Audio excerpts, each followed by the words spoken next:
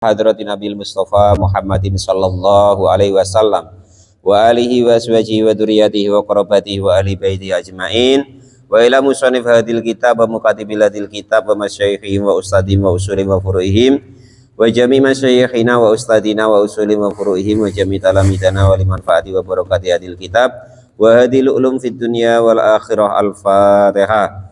A'udzu billahi minasy syaithanir rajim. Bismillahirrahmanirrahim. Alhamdulillahi rabbil alamin arrahmanir rahim maliki yaumiddin iyyaka na'budu wa iyyaka nasta'in ihdinas siratal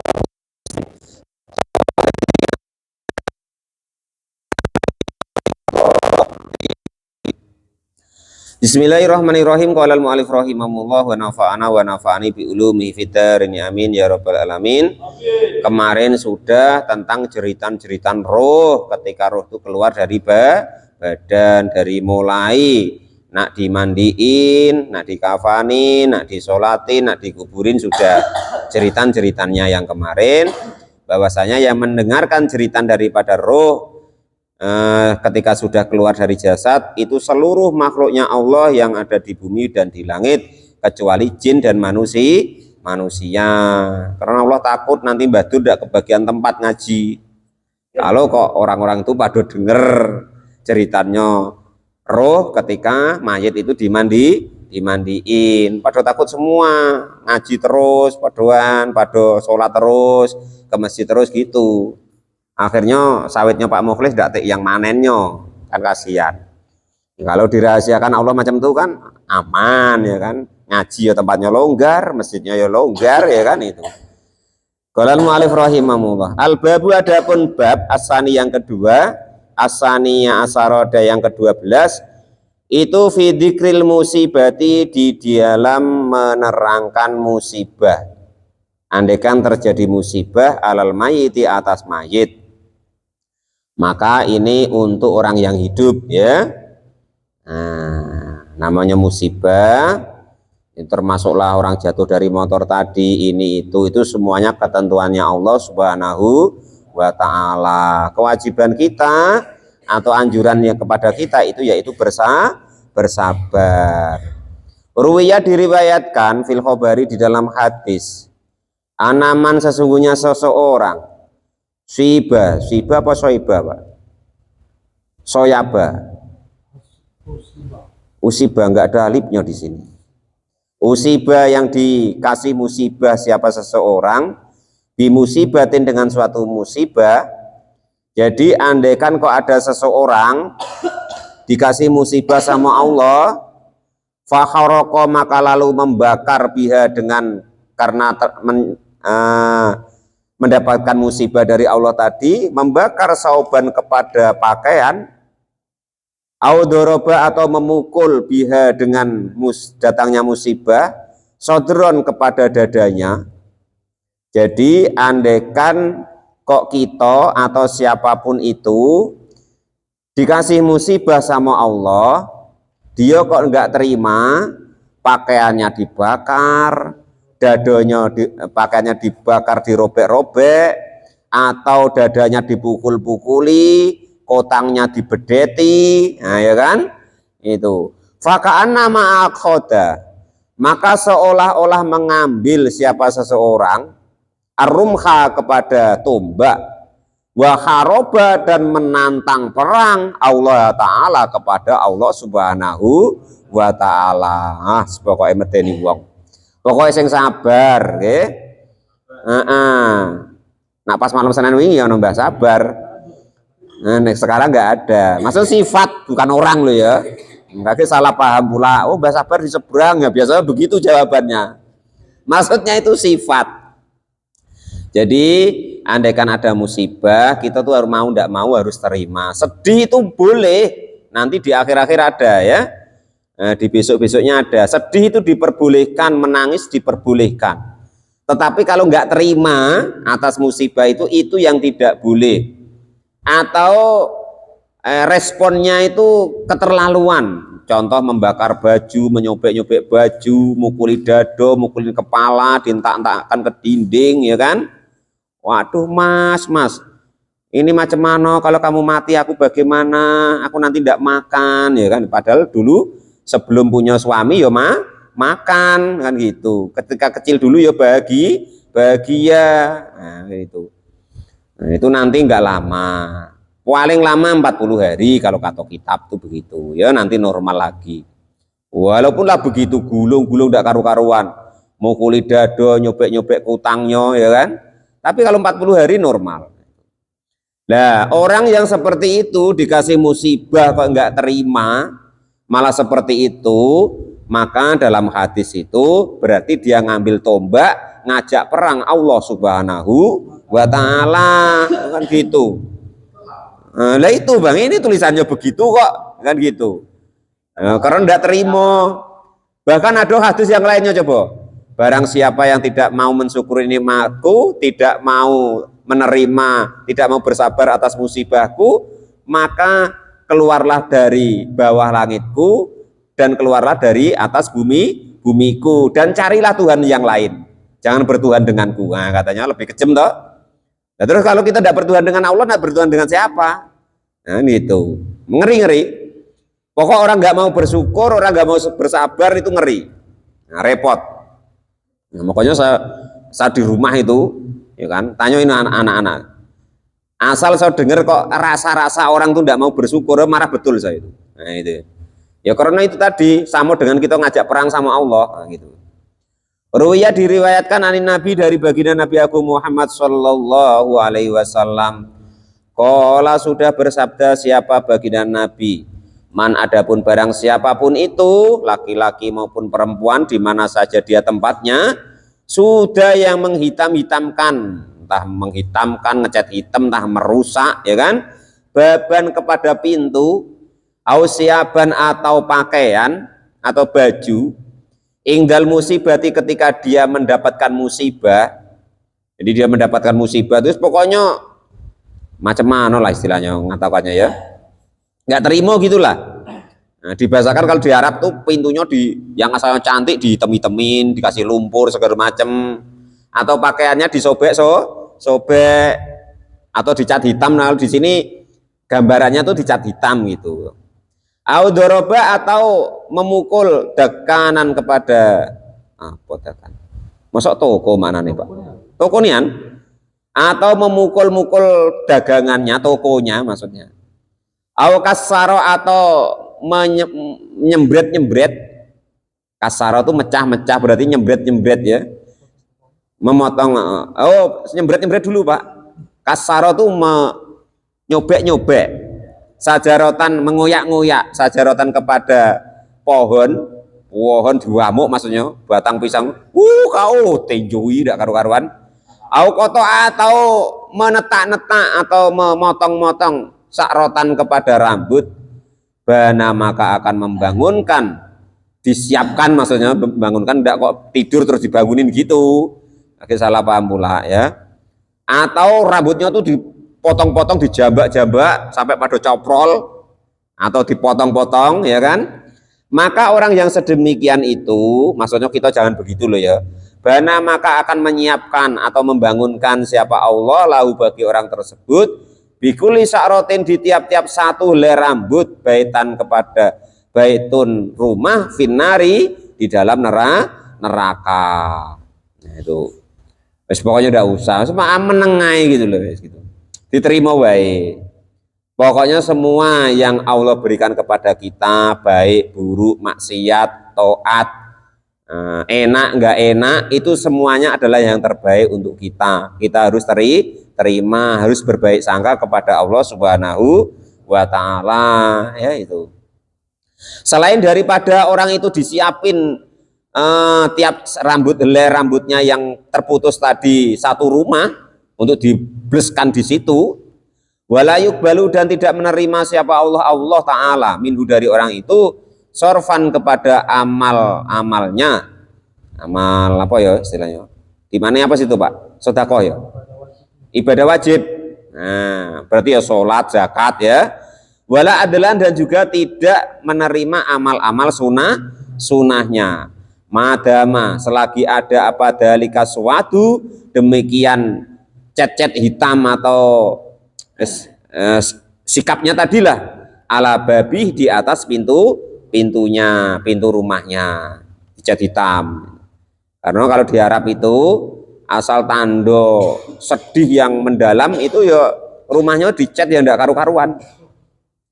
Selain daripada tidak diterima ibadah wajibnya dan ibadah sunnahnya, wadiko dan menyempitkan siapa Allah kubrahu kepada orang kuburannya orang tersebut. Jadi nggak nyuri tanah wae itu, nggak apa namanya mindah batas wae yang disempitkan apa namanya kuburnya, tetapi yang kelewat batas dari musibah yang diberikan Allah dia nggak sabar tadi ya sama wae nanti kuburannya ya disempitkan oleh Allah. Wasaddat dan dinemankan, maksudnya diberatkan alaihi kepada orang tersebut apa hisabuhu, hisabnya orang tersebut. Wala'anahu dan melaknathu kepada orang tersebut yang berbuat tadi ya over dalam bersedih tadi, rumahnya dicat-cat hitam, pakaiannya disobek, rambutnya dijambai, digunting-gunting tadi. Siapa malakun semua malaikat fisama yang ada di langit wal ardi dan di bumi wes males nyata amale, makanya tadi layuk walayuk balullahu minhu sorfan wala adlan, karena malaikat juga ya kena syariat perintahnya Allah. Nanti kalau ada orang begitu buat gini ya, nah itu karena dia over tadi, nyobek-nyobek baju, motong-motong rambutnya, mukul-mukul dadanya, rubuhin pagar segala macam ya kan, maka malaikatnya ya wah ini jelas ini nggak usah ditulis ini, bahkan plus kena laknat semua malaikat yang ada di langit wal ardi dan di bumi. Ya sudah terus pokoknya latihan lah apapun itu sabar ya. Ya nyatanya Pak Topik kehilangan istri, beliau sabar ya digantikan yang lain yang baru kan begitu. Ya kalau yang belum dapat ya sabar dulu Pak D ya. Wakataba mungkin belum Pak D. Wakataba dan menulis alaihi kepada orang yang enggak sabaran tadi alfa khotiatin kepada 1000 kejelekan, ditambah kejelekannya, bukan amal baiknya tapi ditambah 1000 amal kejelekannya. Wa qoma dan akan dibangkitkan siapa orang tersebut min qabrihi dari kuburnya orang tersebut besok di yaumul ba'as uryanan dalam keadaan telanjang bulat gitu ya. Nah, itu ya situ pokoknya jadi besok tahu kan gitu. Itu jadi bulat kiri kanan terus bulat ke depan. Nah, itu waman dan barang siapa, kalau perempuan ya bulat atasnya lagi. Waman dan barang siapa itu khoroko, apa maknanya itu? Merobek-robek, entah apa yang dirobek pokoknya, entah baju, entah kutang, entah apa tadi, anil maksiati dari anil musibati dari musibah, merobek jai bahu kepada kerah bajunya, kerah baju apa kantong, kerah bajunya, khoroko maka akan menyobek siapa Allah dinahu kepada agamanya. Ngeri jangan ya. Agama kalau sudah disobek oleh Allah ya nggak tahu apa-apa, pokoknya ngeri. Dolim, dilun mudilun, dia sendiri sesat dan juga menyesatkan. Wa in latoma dan jika kok menampar siapa orang tersebut khodan kepada pipinya au khodasya atau mencakar lah ya wajahan kepada wajahnya harrama maka akan mengharamkan siapa Allah Ta'ala alaihi kepada orang yang model begitu ya kan, menyobek-nyobek kerah bajunya, ngeraut-gerauti wajahnya, kepalanya, pipinya ditepuk-tepui ya kan itu. Maka Allah akan mengharamkan an-nadru kepada melihat ila wajhi kepada zatnya Allah al-karimi yang maha mulia. Padahal nikmat yang sebenar-benarnya nikmat itu besok kalau kita bisa melihat Allah Subhanahu wa taala di surga. Kalau sekarang tidak bisa, Pak. Tidak bisa, belum mampu. Andaikan kita bisa itu dari basiroh, mata hati, nah itu ya. Wa fil khabari, dan itu di dalam hadis, ida mata, ketika mate siapa ibnu Adam, anak Adam, wa ijtama'at, dan berkumpul apa syahu, jerit-jeritan fidari, di rumahnya, yakumu, maka tegak berdiri siapa malakul mauti, malaikat maut, kaget istilahnya, ala babi dari di depan pintunya, fayaqulu, maka lalu berkata siapa malaikat maut, liha ulai, kepada orang yang jerit-jerit tadi.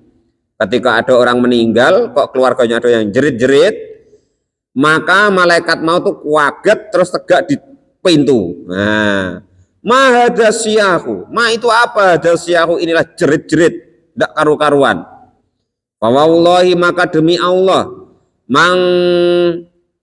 mana kostu, tidak akan mengurangi siapa saya min akhatin, dari satu orang pun minkum, dari kalian semua, tidak mengurangi umron kepada umurnya, wala rizkon, dan juga tidak pula rezekinya, wala dolam tu, dan tidak mendolimi siapa saya akhad, dan kepada satu orang pun minkum, dari kalian semua.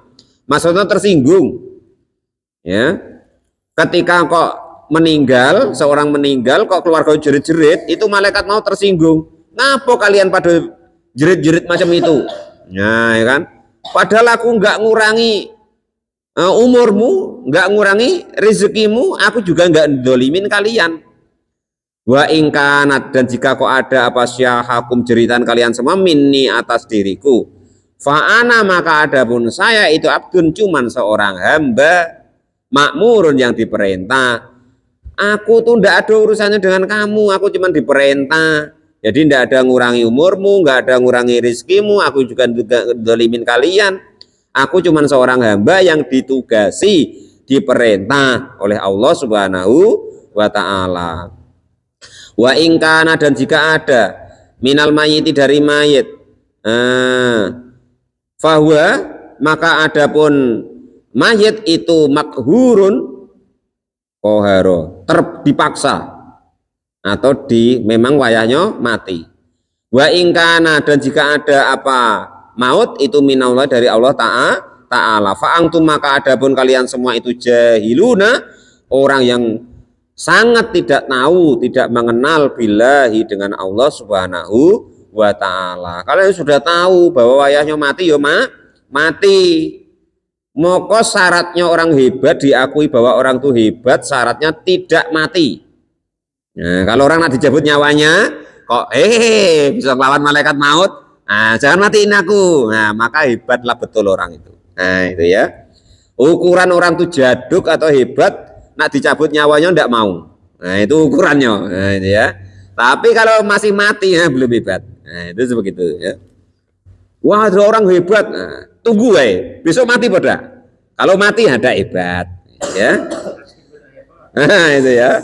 Wallahi, maka demi Allah, innali, sesungguhnya itu bagiku, fikum, di dalam kalian semua, itu audatun, akan kembali, sumal audatu, maka audatun, suma audatu, maka lalu akan kembali. Demi Allah, kalian pun nanti ya akan mati, aku nanti akan balik ke kalian semua, cuman tinggal nunggu wayahnya. Nah, di wayah itulah kita bersiap siap nyari bekal yang banyak. Apa tadi itu katanya? Hidup apa termati ada tadi loh tuh. Kalau bisa kita tuh hidup tuh ndak, apa tadi kata Dato ada tadi. Mati bersejarah. Mati bersejarah apa tadi? Olah balik. Nah, itu ya. Nah, jadi itulah, andaikan intinya gini. Apapun yang terjadi di kita, baik itu yang baik maupun buruk, musibah ataupun nikmat, itu kita harus husnudon kepada Allah Subhanahu wa ta'ala. Pokok itu semua-muanya adalah demi kebaikan kita, ya.